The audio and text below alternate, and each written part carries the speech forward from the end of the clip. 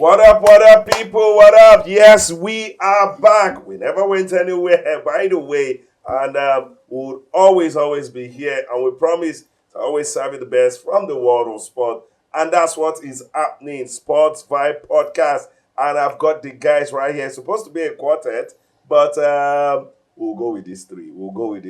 My name, Kane Idris, Mr. Deep. It is what it is. To my very close right, I've got John Ochetin, the finest MC Long John. What up, bro? Very well. Congratulations, Super Eagles. We are winning the cup. That's some intro. I also have the pastor himself right here, Solomon Edibri and Remuna. Emumena. It's great to be here. I'm good. I like the vibe I'm getting for So when the competition was starting, people were doubting, but now how many goals? 12 goals in 4 matches. An average of 3 goals per game. And we've not lost any game. Just straight wins. I like the fact that people are gingered, and it's good. I'm excited. It's good, and we are super excited about that. And I must tell you, the only team, I wanted to say the first team, yes, it's the first team, but the only team that has scored 4 goals in this tournament yet is the Nigerian Super Eagles, not adding penalty. Yeah, 4 goals in the regular time. Yes. Not even scoring 4 goals, the Super Eagles, and they continue to wow everybody. But we all know that the Super Eagles are a fantastic tournament team. You remember Cote d'Ivoire 2023 that was played in 2024. That is the same way. It was chaotic.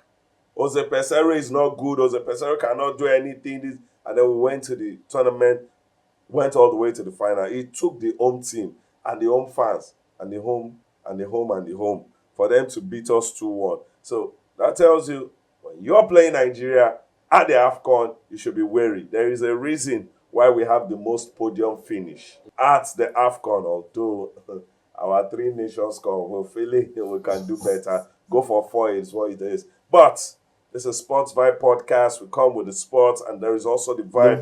And yes, we'll be vibing into everything that has to do with sports on this day.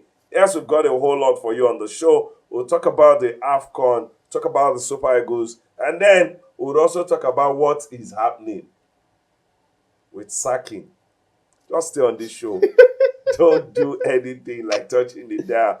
Now we go straight up to, reaction to videos that we have on the show today. I'll be taking interviews from Francis Uzor, also Bruno Yemachi, and then we'll come back to the studio to react to that. Guys, if we're set, let's do this.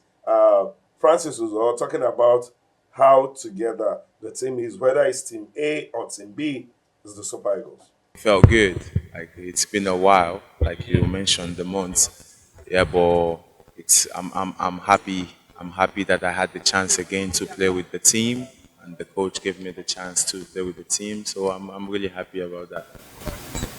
What's your impact to yesterday's event? We had Ogu and Kapabasi pairing together, be able to control the back and not cost more than 2 goals like against Algeria. What's the impact to the event?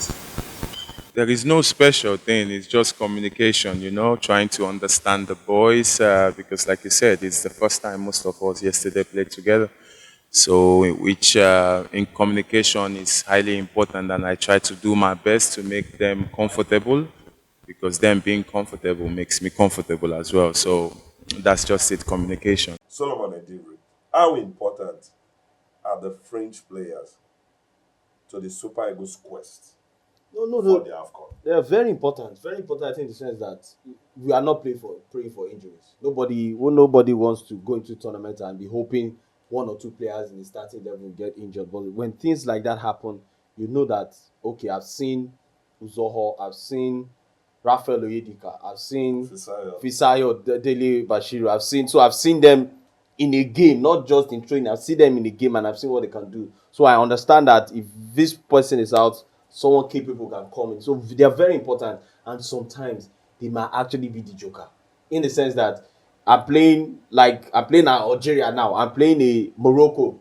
They are preparing for Victor Osimhen, but I know I can still throw Paul Onachu there, and he'll be the surprise, and he will be the joker. So they are very important. I think in tournaments like this, your bench might actually be the difference between you winning and you losing. It's as simple as that. John Ojetunde, after seeing the supposedly everybody's a Super Eagles player, but Yeah. not the regular 11 play. Did it give you further confidence? Because you came into this show with some form of energy. In fact, Yes, so let me put it out there. He's one person that does not completely believe the Super Eagles. But for him to start the show today even- saying even the me, Super I'm Eagles is happy. winning the AFCON. Ah. John Ojetunde, did you get further convinced of the credentials of the Super Eagles winning the AFCON? Especially after that game against Uganda, the way the French players came in, and it wasn't like the standard really dropped. Yeah, that in fact that is what gave me the confidence that when we played Uganda, we had almost the same quality as the first team, and in fact don't be surprised, even some of the guys, some of the French players, some of them are quite even better than some of the players that are starting. Yeah. And you may not really tell the difference so much, maybe just a couple or a few of them, and I've not gone into a tournament feeling this confident. Even when we did the 2012, we had a couple of good players, but we didn't get to 2013. sorry 2013. 2013, We didn't yeah. even get to see some of those French players. We had more of the first team and maybe a few players who came into the team because the first 11 wasn't also that solid. Because I remember our group stage, the group stages was not that convincing. Yeah. That tournament was not our best tournament, You're trust correct. me. In terms of the quality of football, in terms of the quality of play, it was there. But like we've always said, Nigeria is a tournament team. They always find a way to win. But right about now, what I'm seeing, I'm very confident. You mentioned some players I've been impressed with so far. Oyedika, Bashiru, and a host of them. Just to tell you that if anybody picks up an injury from that team, we know somebody's coming in to replace them, right? And not just replace them, Yeah, they'll- the same Same, yeah, quality true. of play, you will still see it being displayed. And that's what is giving me confidence to speak. So there's been rumors about one particular player leaving. I said if he leaves, you have other players that will do very well. Akko Adams has been very amazing this tournament. In fact, let me tell you, for me, the starlight of this tournament has to be in the front three. Has to be Akko Adams. I feel that he brings, he brings the way something. he- Exactly. He complements. And he's super He complements both Victor Osimhen And, and Ademola Lookman, or whoever is playing from the wings. yeah, yes. And it tells you that we've not had a player like that in a very long time. Victor Boniface would have been a player In such like mode. in such mode, but because of his confidence has dropped in national team because of course lack of goals and the fact that he had chances but he doesn't convert it. But that's the difference between Akko. Akko can he can find a pass. That is where the difference is with Akko can with score. Boniface. Yeah. Akko can hold on to the ball.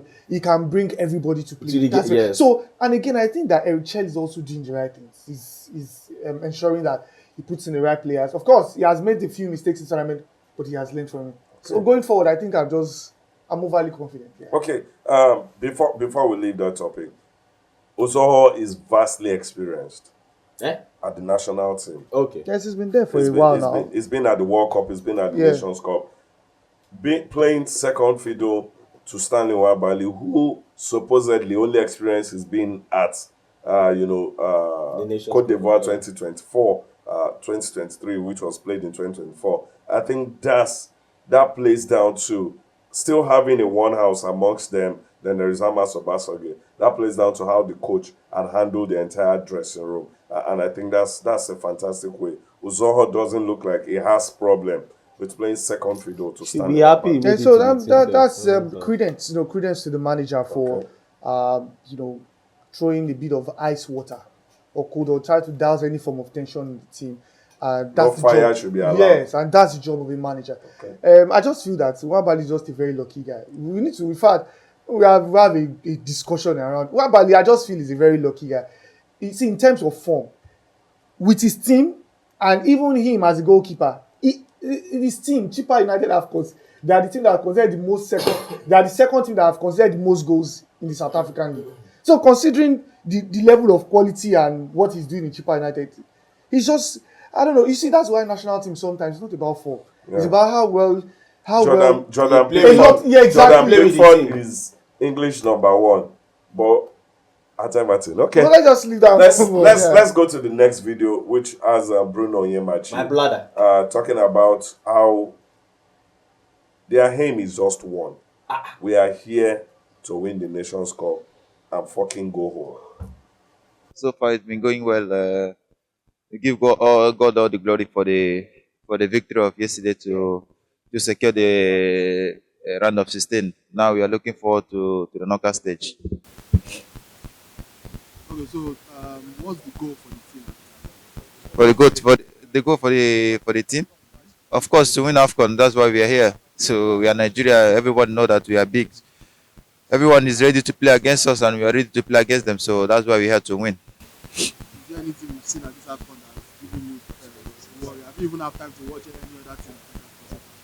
Yeah, of course. Every time you're having dinner or lunch, they put the games other teams. So we are watch them, and you see how they play, you see how the intensity they put. That's why the coach all the time scream and try to push us to put intensity and aggressivity in our games. So that's why we are ready to for any other teams that we're gonna play against.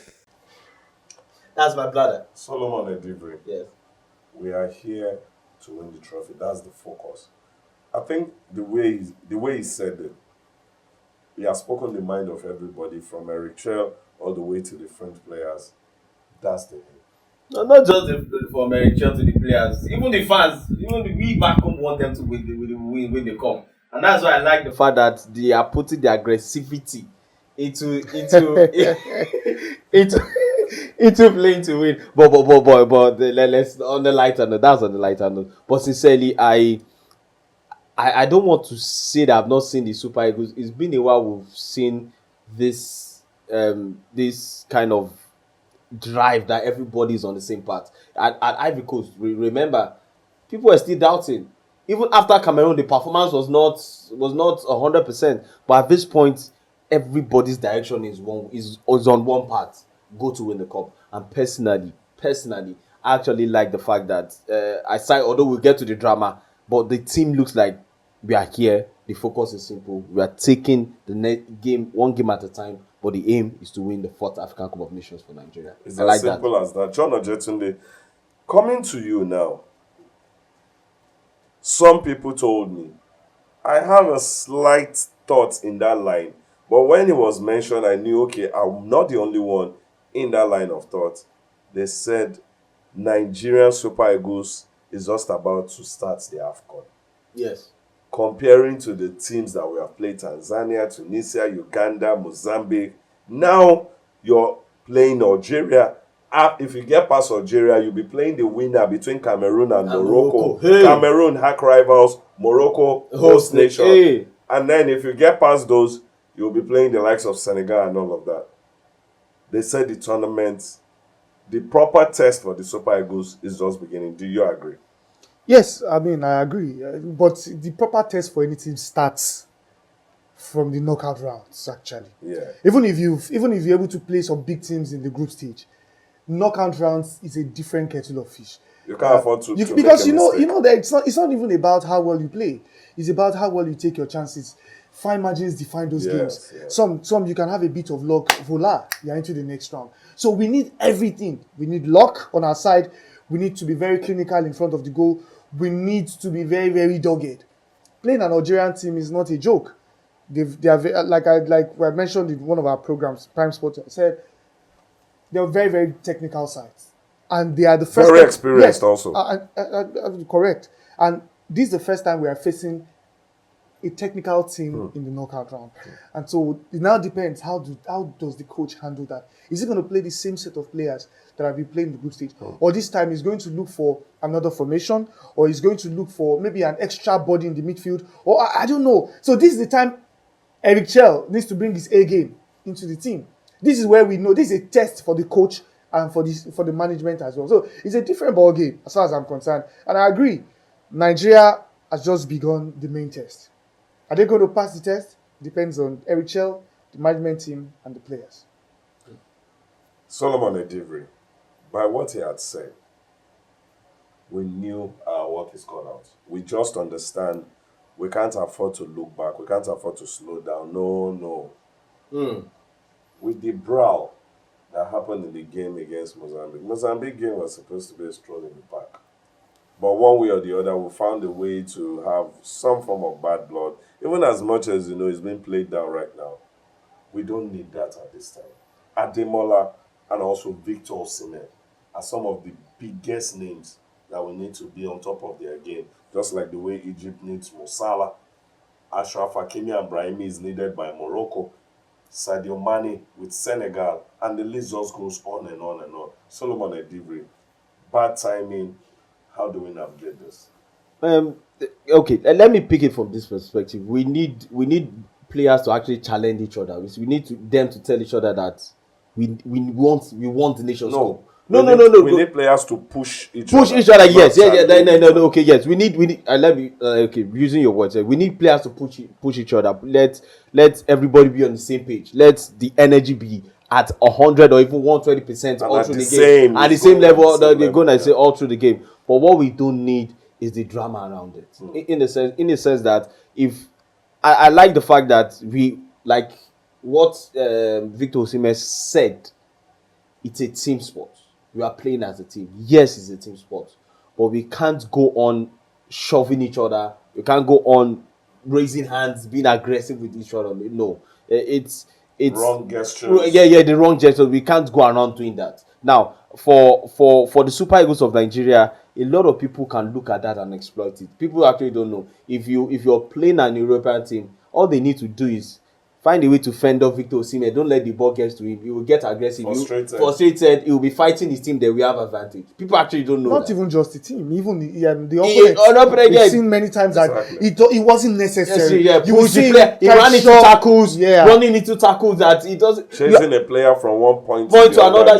You are the striker. Why are you jumping into tackles in the opposite team's half? Not that you are even defender. So if teams actually understand, they can do that. So I just want the team to, you guys keep the energy. You need the energy, but actually need to be calm and be professional about it. In the sense that, see, if you are playing a team that has a way to rattle your mind, go and ask Nigeria, Italy in the round of 16 of the 1994 Nigeria had that game in the bag. All they did was psychological. And it went. So if you are playing a team that can actually do that to you, and it's in North Africa, it's their work. They can rattle you. Everything that has to do with football, they use it. Yes, and they are playing in their own territory. I will say it tomorrow that of course. Cote d'Ivoire.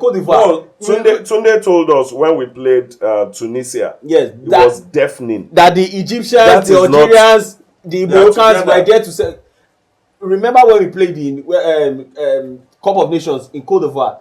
You bring a Egyptian team to go and play in San Pedro. Do you know how San Pedro is? San Pedro is dry. San Pedro is like taking an Egyptian team to go and play in the north. No rain, everything. The conditions were not good for them. But the conditions now, that's why all of them, notice, aside Tunisia, that all of them are in the quarterfinals. Yeah. You understand? So you are playing in their territory, in the condition that they like. So we really need to be careful, and our team needs to be. I think the team talk from the coach should be, guys, you need to calm down. Okay. You need to calm down. This game is in your hands now. Just calm down and play together as a team. He mentioned the manager. If you were the manager and that melee really did happen, what would be your next action? Will there be a penalty? Will there be a talk between two players, or you will call the entire team? What will be your next action? Just to play it down or just to make corrections? What will be your action? So as a conflict manager, one of the most conflict manager. Yes, one of the most interesting things that you can do as a person is, first, don't let it escalate beyond the team. True. And I think that was what HL did. I think that they were able to manage that. Even Ademola Lookman did. Was very mature. Yes, conducted an interview and said, "Oh, he's my brother." So if it doesn't escalate. But he said I've not spoken to him. No, but in fact I saw, and that was hours after. Yes, but I think I saw a video training next day where and all of them, and even Ademola Lookman put up a post on his social media Instagram where he was Victor Osimhen jumped on him and all that. So that's it. In a team, one of the ways by which a team can be distracted or you can disrupt the unity of a team is when you don't quickly douse the tension immediately. Yes. If the tension begins to increase.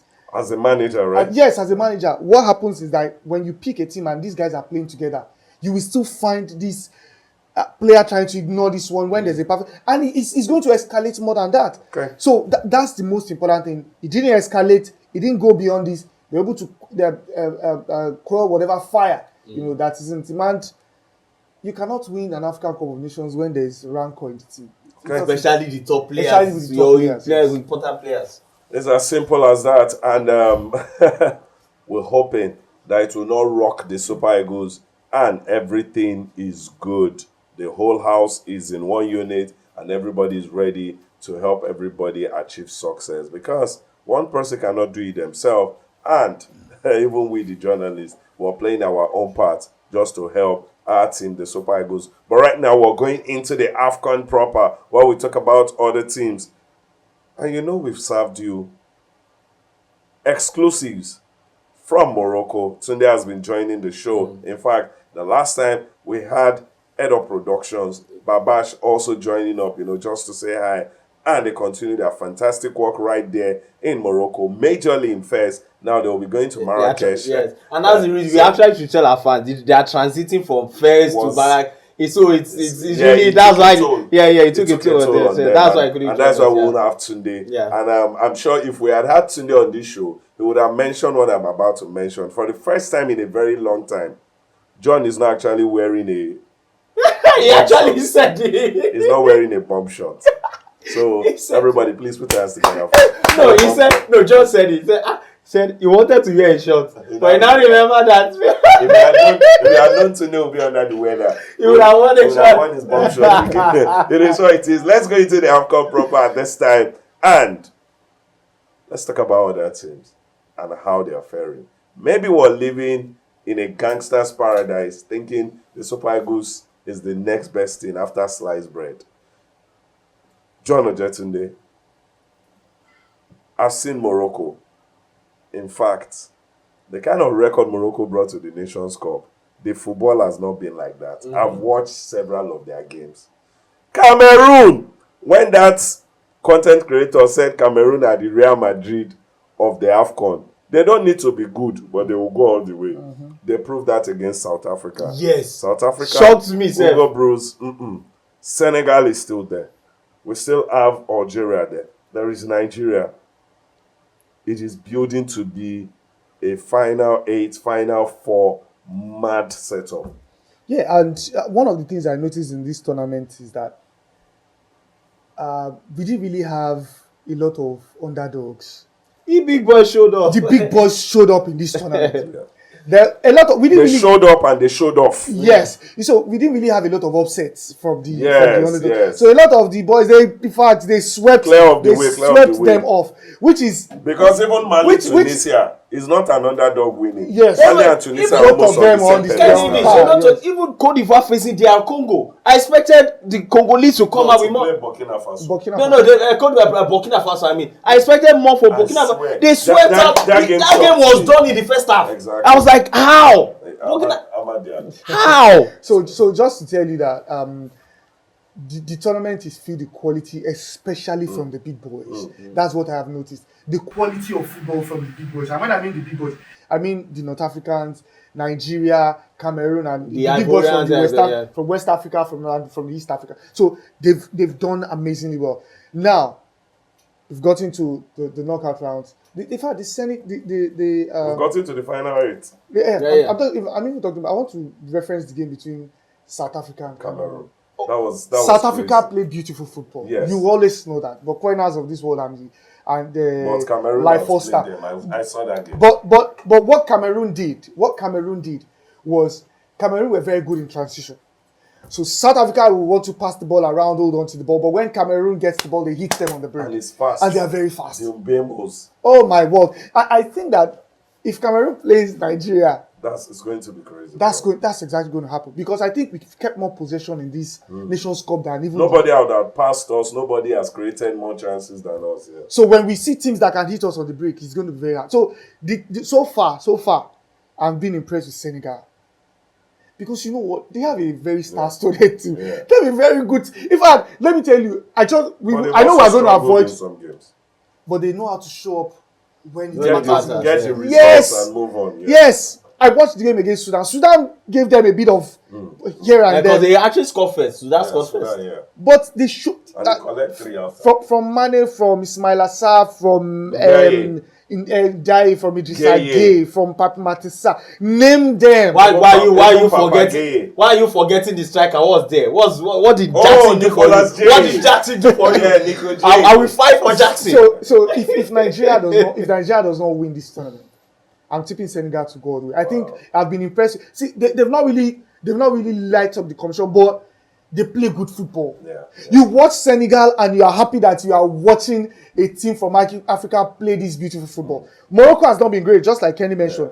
Algeria, Mahrez has, it's been their best players. But when it comes of all-round team play, I'll pick Nigeria and Senegal. Okay. Yeah. I'll pick Nigeria and Senegal. I've heard some Africans say, give more respect to the AFCON, but I think it got more credence when Ryan Ferdinand mentioned it and said, maybe number one, the entire world, barring when the Nations Cup is played, take your time, watch the Nations Cup and you'll understand it's a top tournament. Or if there is a way the Nations Cup can be moved to a period like the summer and all of that. But what he said, basing it is, it's a top tournament and it should get such, recognition. I think this Nations Cup has really proven that. Yes. Like John mentioned, top teams have stepped up. We've seen beautiful transitional play, tactical input by the managers, players translating the manager's idea beautifully well on the field. I think the Nations Cup has been nice. Yeah, more than nice, in the sense that I don't want to play down but when you watch the build up, Ahmad 2019, the Nations Cup was, but when Mosepe came in, Cote d'Ivoire gave us a very interesting Nations Cup. Yeah. But what they've been able to do is build on that, and they've been able to build on each tournament. After this, it gets better, and that is the absolute truth. See, the truth is, the Rio Ferdinands, the bitter truth was the fact that a lot of players leave their club at that time to come play the tournament, and they are not really happy about it, because most of the time they are top players leaving these top teams to come play the tournament. But like you said, when you sit and actually watch the football, very beautiful. And what I like is they've been able to build on it. It was great. 2019 years was good, but coming into Cote d'Ivoire 2023, fantastic. You didn't even mention the prize money. The prize, and there's a lot of money now injected into the game. No. That's why I said it's a build. It's a build. When you're doing something better, when even investors know that, okay, this 2023 was good, but what we're seeing now is, even by 2027, people will invest more. So I like the fact that the quality is being raised. It's not that it's dropping. It's being raised. Each tournament is being raised, and it's even, see, the truth is the players actually now know that we are not just playing a tournament where everybody's ignoring that and still watching the Premier League. We are playing a tournament where people, while the Premier League is going on, they are still interested to actually want to see what is going on. So even the players are giving more than 100%.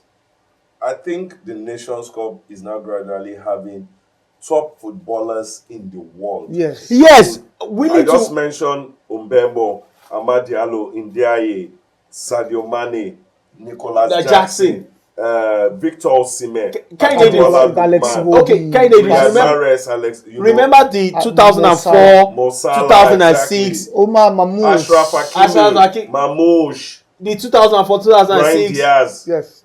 You invite players and players to say no, they want to stay with their club and not come for Like the Nations Cup. They will doubt And not come for. Ashraf Hakimi was injured.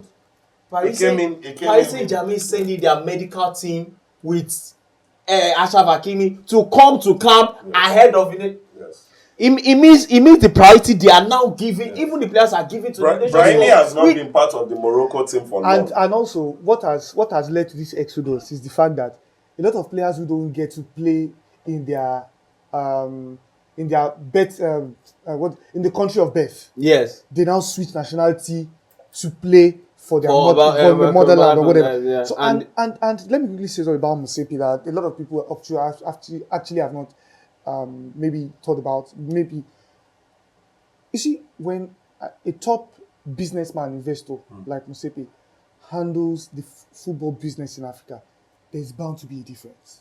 Look at the other guys who have managed football in Africa. They're just administrators. Thank you. But Musepe is bringing it from the business point of view. That is why you see that his team, Sundowns, they are one of the best run football club in Africa. Even after he had left. I think he's even the best. Yes. So to tell you that, that's why it's good to bring people who are business oriented, let them handle the business of football. That's why You it's mean that. to Enyimba?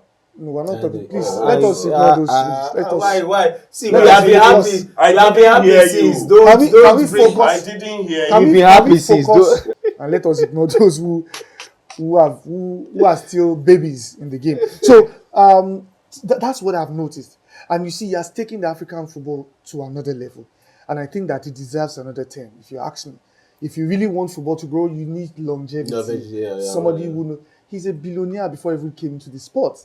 So, of course, they say billionaires also want more money. But the question is, has African football evolved over the years when he came in? Very true.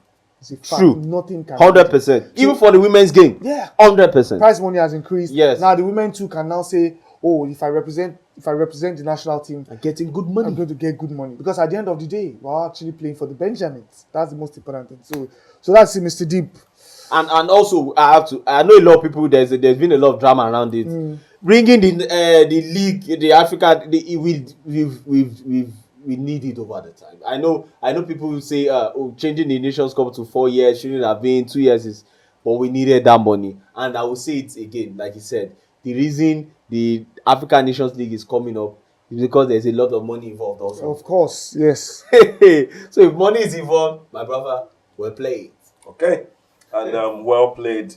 Goals are plenty. Top players. That's true. Brahim Diaz is leading the pack right now with 4 goals. And the chasing pack are doing the needful. Osimhen has 3 goals. Say it now. Of course. Has 3 goals too. So. Uh-huh. So a lot of players, does also have 3 goals, and we're enjoying everything. And like it has been alluded to, the stars who are also coming with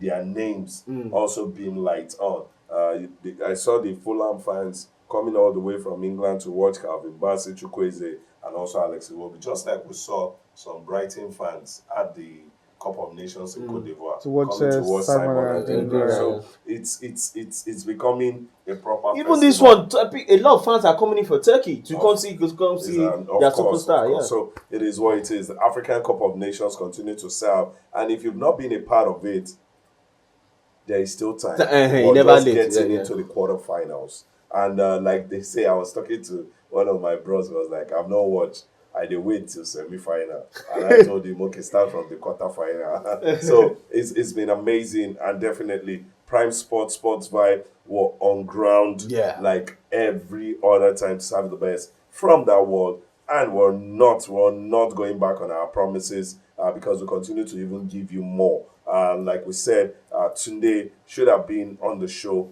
We're a little under the weather, but do not worry. In the next show, Tunde will be so well part of the show. But before we go, you've got amazing guys. Yeah, we're not going yet. No. Okay, Before we Yes. move to leave the Nations To Cup, leave the Yeah, Nations before Cup. the Nations Cup. Yes. So I want to ask a question too. Okay. If we take the Super Eagles out of the equation, which team? I'll start from Solomon. Which team do you think can actually go all the way to the final and win it? Senegal. Yeah, I think for me, you already mentioned, you had mentioned the Senegal, but when I watched Cameroon against South Africa, it gave me a scare. I think I will give so much respect to Cameroon at this time. But what we had to now say, because it was heavily criticized coming You into saw his this. celebration. He was The moment the heavily final criti- whistle blasted. heavily criticized. He had his hands in the heavens and really chanted for long. What about you, Senegal? Yeah, of course, still Senegal. So let's on move paper, for me, I think Senegal is still the most balanced team. And like John said, something very marquee. They do the needful. They are not so flamboyant to get 4 goals, 5 goals. All they need to get the required goal and move. It is what it is. Guys, we'll leave there and we'll go straight to something else that have nothing to do with the Nations Cup. Because none of the people who are involved in this are Africans in any way or have anything to do with Africa. Are you guys ready for this? What's that? Yeah. We're going straight to the case of sacked coaches. In fact, I think the English Premier League is an unforgiving league. No, there's a lot of money involved. You can't. Kind Idris. Yes, if you check, they will tell you United are making money. But if they actually been playing the Champions League for the past 2 seasons, they would have made more money. Yeah, of course. You understand? They would have made a lot more money. Yes. So there's a lot of money involved that nobody who will now sit and be seeing the investment that I should be making 100 million and I'm making 40 million. So the extra 60, no be million one need. Canadians. There's a lot of money involved. Okay. But it's really a very tough decision on the part of the clubs to sack a manager. You know why I'm saying that? Because of the compensation fee. See, I read a piece and I noticed that before you're not mentioning names. No, right? I'm not mentioning. Okay, just finish. I'm just saying that. Thought. So before you see that a decision is taken to sack a manager, it's a lot of pain. It runs deep. Yes, from the part of the club because they're going to compensate you, and that money they don't want to. It's not in their will to actually pay that money. You're paying for nothing. Exactly. Imagine. When you are paying a manager over £20 million, no, it's not even you. Sacked. Chelsea sacked Graham Potter. 1.5 years later, they're still paying him. I'm sure they beg West Ham say, hey, just employ him so we can stop paying this guy. And they employed him 2 months later. They signed. That's what he did. So you need Chelsea at the hand. let me run through managers in the English Premier League that are eating the dust. It started on the 9th of September 2025. That's barely a month after the league started. Nuno Espirito Santo sacked by Nottingham Forest. We know how that story, Marinakis disagreeing with his own idea. He played just 10 games. After 19 games with West Ham, on the 27th of September 2025, Graham Potter was sacked. Well sacked. So everybody's expecting. In fact, some people feel like Kane Idris that he had overstayed his welcome. On the 18th of October 2025, after 18 games, Ange Postecoglou, who was sacked by Tottenham, but he wouldn't be on this list because he was sacked before the season started. But since the season started, Nottingham Forest had gotten him, and they sacked him after 18 games on the 18th day of October 2025. Some people also feel that is well deserved. After 20 games, on the 2nd of November 2025, Victor Pereira was sacked by Wolverhampton Wanderers. Yes. Yeah, with that one it was awful. He didn't win a game. In fact, very awful. Then come in Jamie Collins, a caretaker manager.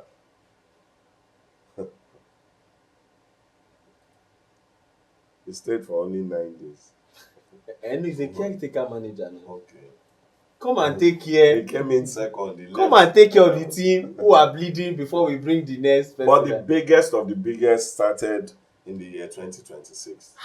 01/01/2026. 1st of January 2026. Enzo Maresca. Stories still have it that Enzo walked away. Some stories have it that he was sacked. I don't care. But how will he walk away from that Chelsea job? He was sacked. He didn't go to crossover service. Okay. He didn't pray well into the new year. He went to. That's why. Then on the 5th of January, the man who said, "I'll do my job." Yes, I'm a coach. I'm not here to coach. I'm not calling anybody's name. But if this name, I'm a manager till I'm here to. On the 5th of January 2026, Ruben Amorim was sacked. The English Premier League is an unforgiving league. And Solomon just said it right. There is a lot of money in the English Premier League. True, very true. There's a lot of money and for Premier League teams and the investors. See, I don't want to call them club owners again. They are investors. They are club owners, but they are also investors. It's a business. I would say Abramovich is a club owner. That one was it. These ones are investors. It's bottom line. Yeah. And there's no way you tell me yes. I think the Etihad owners too they are club owners. They are club owners. Yes. There's no way you tell me. There's no way you tell me you're 6th and you're looking up like if I get to the Champions League, I get extra 50-65 million. Why would I want to jeopardize that? Why would I now be looking at that option? So a lot of the owners are looking. Why would a Nottingham Forest fire 2 coaches in the season? They don't want to get relegated to the Championship.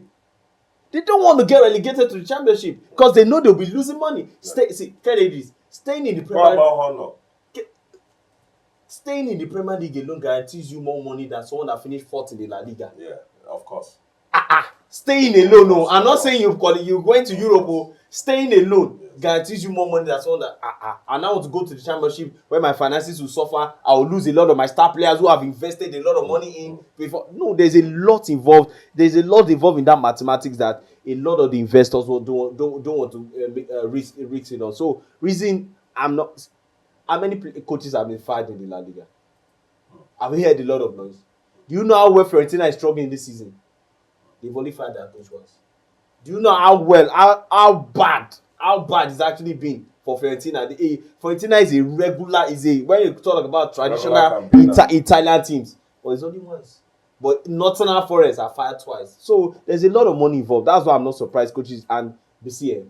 This will continue to happen, especially when you look at the teams who are looking like like say relegation. This will continue to happen. Before I go to John, you're somebody who loves the franchise Chelsea.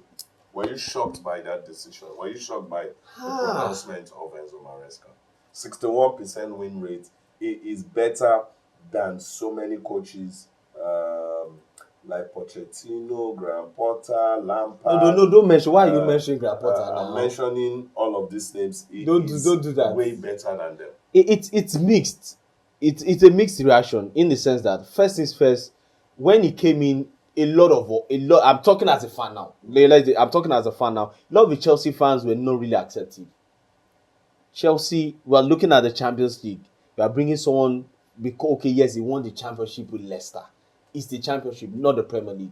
But immediately he came in, the Conference League win. Okay, Chelsea Conference League. But what happened at the Club World Cup was like, okay, this guy knows what he's saying. Now, people actually have to understand what happened with Chelsea. Let me explain. When he came in, it was simple. Guy, you are coming to coach this team. We buy the players. You understand? This and the mantle is, they told him right from time. We are buying young players to build a team. When we are ready to sell them. See, I'm telling Chelsea fans now, if anybody comes with a good offer for Kopama today, Chelsea will sell. People actually don't understand. So they told him right from time. But the coach came in after a year. He has won the Club World Cup. He's now ambitious. He has won the conference. He has won the Conference League. Maresca is now ambitious. He's now telling the team, the club owners, get me more experienced players. I can win the league. It's looking like I can win the league. It's looking like I can have a good run. With this set of guys, I'm making top 3. I'm making top 3. If I get 2-3 experienced legs, I can win the league. I can get a run in the Champions League. He is now becoming ambitious. But the club owners still have their model. Guy, it's a young team. Play as well as you can play. And that is where it started. Okay. So people need to understand. So that's why I said it's a mixed feeling in the sense that Maresca was actually fighting for being ambitious, winning trophies. But the model still remains the same for the owners. And they are saying, you have to go. Wow. That's why I said it's a mixed feeling for me. Because as a fan, I like what Maresca is doing. But the board is the board. And the disagreement... So you're partly with the board, partly with... No, I'm partly with Maresca. But the board is the board. You can't fire the board. You can only fire the board. John Ojetunde, casualty after casualty. We know that it has not ended. In the English Premier League, there will still be more casualty. A lot of monies have been thrown around, a lot of money being spent around. But it has been one of the cards for the Premier League, and that's why it's one of the most followed league. That's why any manager that is fired, they go home happy. and you know the irony of it is that when you are fired, you're going to get another job. No, they'll get a job. That's it. So Maresca will get another job. In fact, Maresca is still... Maresca is still being touted as the manager to replace Pep Guardiola. True. It's been in fact, Maresca confirmed that he had talks with some representatives true. at Manchester City. True. Wow. True. Yes. So to tell you that he's been touted as that manager to replace Pep Guardiola. In fact, there's every chance that Pep Guardiola will leave City at the end of this season. Wow. There's every chance. Yes, and it should have been company, but company is so comfortable. Yes, company can leave because if I sign up to 2029. So, but they need a manager who will they come even in. love him there now. So. And also, Maresca is well respected. He was Pep Guardiola's assistant manager, so he's well respected. Yes, he was well respected in the club. So they feel like he's a manager that can do an amazing job with the set of players that Manchester City have. They feel that if just like you mentioned, which I align to your thoughts, if Chelsea have had some experienced players in that team, Chelsea would have done much better than what they are doing now. And it looks like he doesn't have a say. He doesn't. Not it looks like he does not. He doesn't have a say. And that's where the issue when they bring in players and who they bring in and who is being sold. Yes. He doesn't have a say there. And in Manchester City, he knows he's going to get that power true. As the manager. So Kenny, this subject of discourse, we will still have this. It will continue because more managers will be fired, more managers will be hired, and clubs are overly ambitious now because of a lot of money. Just like you said, it is now investment. Football is strictly business now. It has always been, but it's taken to the next level. Exactly, and so you have to. You don't have a choice. If you don't win a trophy, you have to at least qualify for the Champions League or qualify for Europe, so that the club can at least generate some level of income. Yeah. Because now that the PSR has come in, it is inevitable for managers not to get results. It is what you make. It is what you make. The revenue you make. That's what you spend. Yes. So now it's difficult for an owner to just bring 100 million pounds from his pocket. It doesn't work anymore. To sign the player. So now you have to make money for the club by qualifying for Europe, so that when they get that money, they can invest more into the team.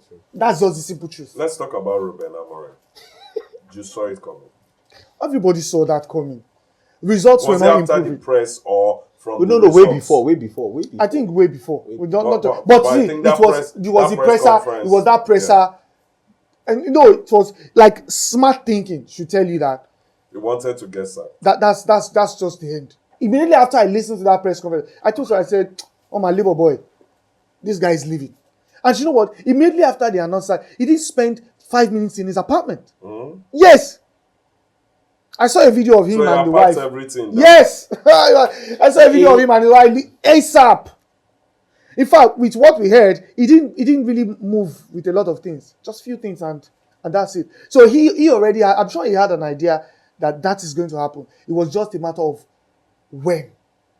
And it happened immediately after. When that press conference happened, I knew that was good. Do you think it's good readers to bad rubbish?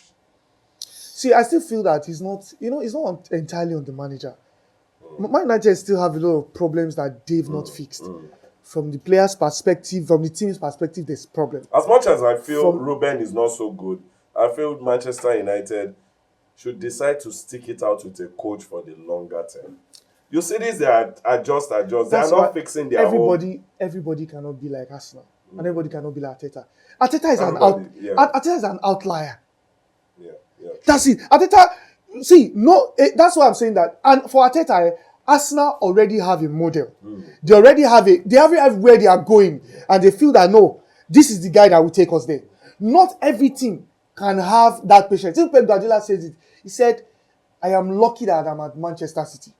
He said, if that result I had last season, he says another team, they would have fired him. If it's Abramovich, Roman, he will not even finish the season. He will let him go. So he said he is lucky, although no team would have fired Pep Guardiola. Because he has ended that right. But he also has the right to say what he says. Yes. So it is business. So they are going to sit down at the end of each game. They are going to analyze what happened. If everything falls on the lap, because the truth is, they say coaches live and die by results. Yeah. No matter what happens, management no go blame themselves. Yes. Not when they want to players. They can't fire all the players now. Everything still comes on the lap of the manager. That is why the manager will always take the stick. Luke Shaw has outlived Ruben Amorim. What is Luke Shaw doing in that team? No. Maguire has outlived. You know, at the time, Maguire was almost like, I'm leaving. He was close to leaving that even the coach. Which is why player power is still very on the high. Sterling has outlived Maresca. That's it. This one I said is the banger. The life of a coach. That's why I'm saying that the player power is still, you cannot take it away. Okay. The coaches will still be the one to get the stick and get the fire. Yeah. Eric Chell, let me even take it back to Eric Chell. If this thing had escalated more than it was, Eric Chell would be the one to get. Of course. Yeah, he will be there. Because people will say that you are the manager. If the result goes wrong, that's where people will come from. Why didn't you manage it well? So, don't say that I'll be on your João Pedro. Pedro Neto. I just mentioned Raheem Sterling. In fact, Raheem Sterling and Disasi We're not even there. they were taken away from the Chelsea team. They were eating their own food, living their own life, training on their own. They were not part, and they have outlived Maresca right now. The life and times of a coach. Like we always say, there are two coaches. The one that has been sacked and the one waiting to be sacked. Even the ones that we said cannot be sacked, Sir Alex Ferguson and Monsieur Arsene Wenger, they were advised to leave. You know that time in school, they were advised to withdraw. They were advised to, but you don't try your advice to leave. John Ojetune, do you have any coach insights, especially in the English Premier League, that this guy no go reach match? Presently. Yeah. Is there any coach in the league right now? I think I fear for Thomas Frank. I fear for Thomas Frank. I don't see, I fear. No, I'm not saying 100%, but I just fear. What will happen is this. I think they will allow Thomas Frank finish the season. Okay. But I don't think that he will be the coach. I don't think he will be the manager for Tottenham next season. Okay. Because truth is that how many managers do we have that can be replaced with Thomas Frank? Did you know that Rosenio can become Chelsea coach? That is why. There are managers everywhere. See, Chelsea is the only. Solomon. Chelsea is the only team. Let me tell you, Chelsea is the only team that can. I'm still doing online training. Guys, Chelsea is the only team that can do that nonsense. Trust me. Even some of the so-called talents that Chelsea are claiming this side, these guys in another 5 years may not even be relevant. That's what I'm saying. That model Chelsea is doing is a very business-wise is making sense. But footballing terms, we're pressed for time. Okay. What other manager? He mentioned Thomas Frank. So you have not mentioned any name. West Ham. No, Nuno Espirito Santo may not last during part.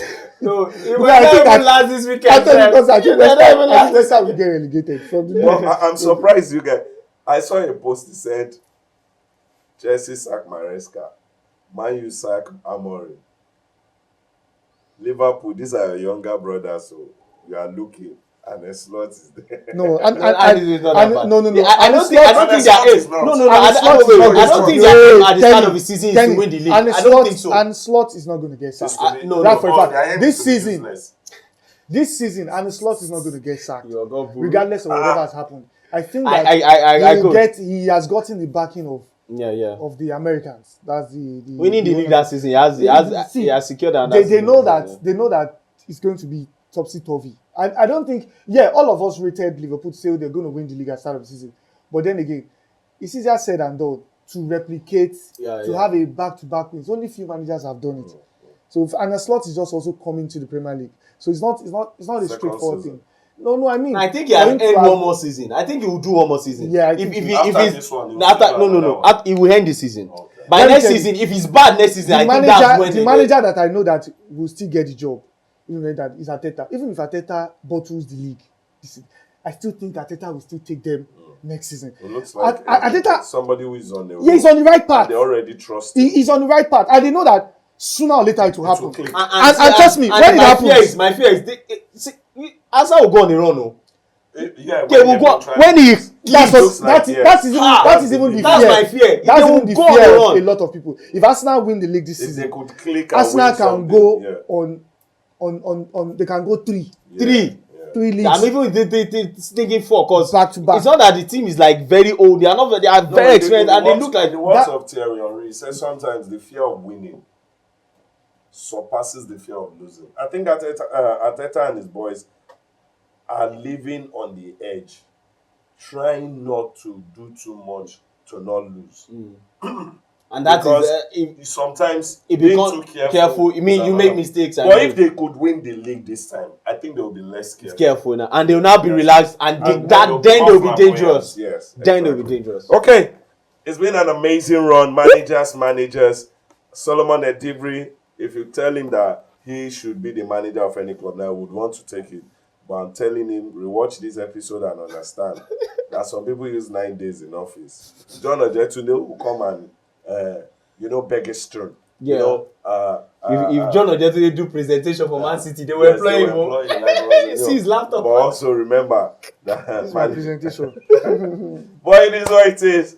We are patiently waiting for the next casualty. It's not like I like casualty, but But I think that has been one of the interesting angles to English football. You just would love all of the sacking and employing. Some you will criticize it to come out good. Some you will criticize it to come out bad. And some you will not even see it coming to just hit you, like Enzo Maresca's, as it stands. Like Nuno Espirito Santo with Wolverhampton, with Nottingham Forest when it happened. But this is the much we can have on this, episode of the show.